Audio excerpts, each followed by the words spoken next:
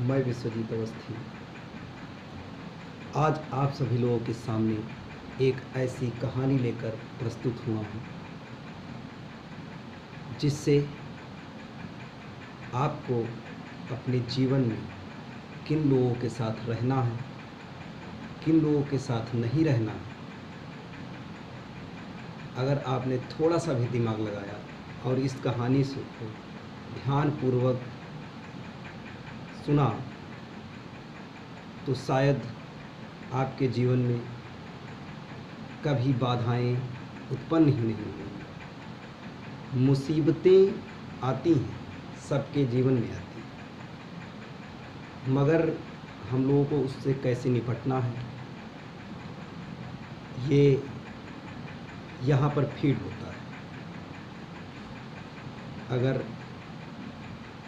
आपका ये मजबूत है तो जीवन में कोई भी कठिनाई हो, कोई भी मुसीबत हो, आप उससे निजात पा ही लेंगे। इसी के ऊपर आज मैं आप सभी लोगों के सामने एक चील के बच्चे के बारे में, चील का एक बच्चा होता है, उसकी कहानी आप सभी लोगों के सामने साझा करूँगा। मेरे इस कहानी का उद्देश्य केवल इतना सा है कि आप किन लोगों के बीच में रहते हैं, जैसा आपके आसपास वाले लोग रहेंगे वैसे ही आपको संस्कार प्राप्त होंगे और शायद कहीं ना कहीं यह आपके जीवन पर बहुत प्रभाव डालेगा। चलिए चलते हैं कहानी की तरफ। एक चील का बच्चा होता है। किन्हीं कारणवश एक तेज हवा का झोंका आता है और जो चील का अंडा होता है वो मुर्गे के अंडों के साथ मिल जाता है। अंडे का समय होता है। कुछ दिन बाद जब अंडा फूटने वाला होता है तो सभी अंडों में से मुर्गे के बच्चे, जिनको लोग चूजा कहते हैं, वो निकलते हैं और एक अंडे में से चील का बच्चा छोटा सा निकलता है। धीरे धीरे बड़े होते हैं। आप लोगों को पता होगा कि मुर्गे उड़ नहीं पाते ज़्यादा।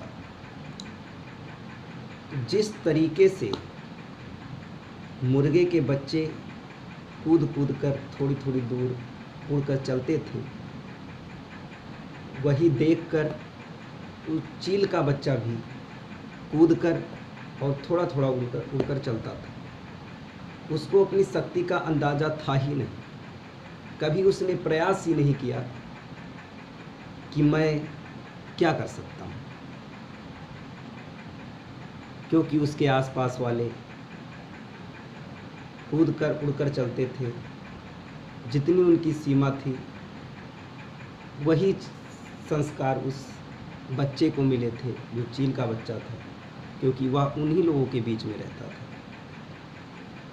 एक दिन सब खेल रहे होते हैं, ऊपर से एक चील का बच्चा उड़ता हुआ बड़ी दूर आसमान में जा रहा था। तो मुर्गे का जो रंग होता है वो दूसरा था, चील काला था। जब चील ने अपने जैसे पक्षी को ऊपर उड़ते हुए देखा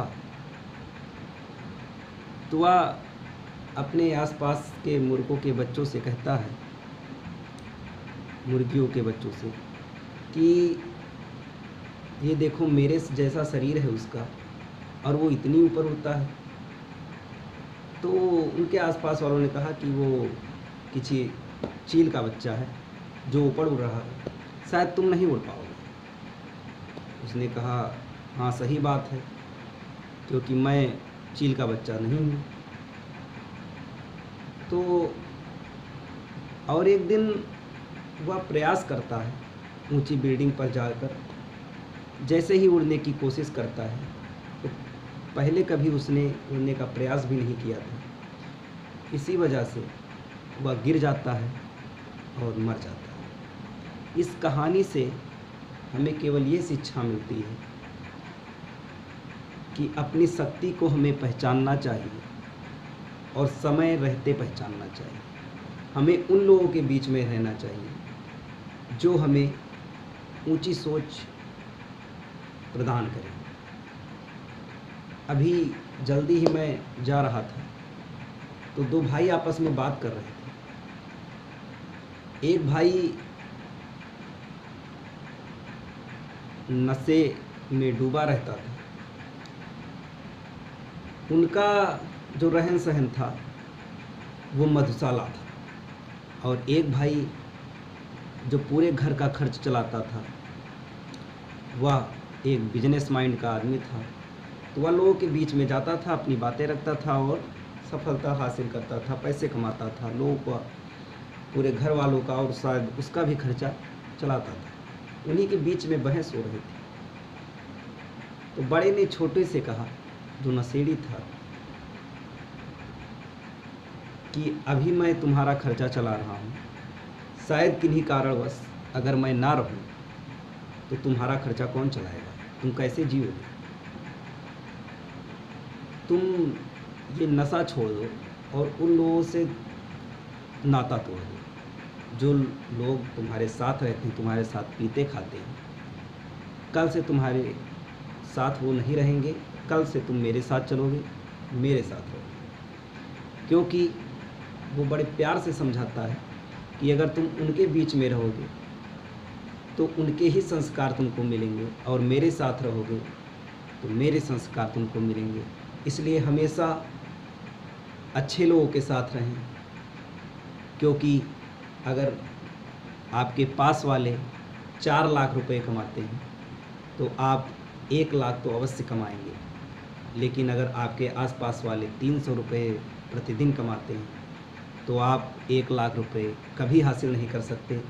इसलिए हमेशा सोच ऊंची रखें और साथी भी अच्छे रखें। धन्यवाद। जय श्री राम।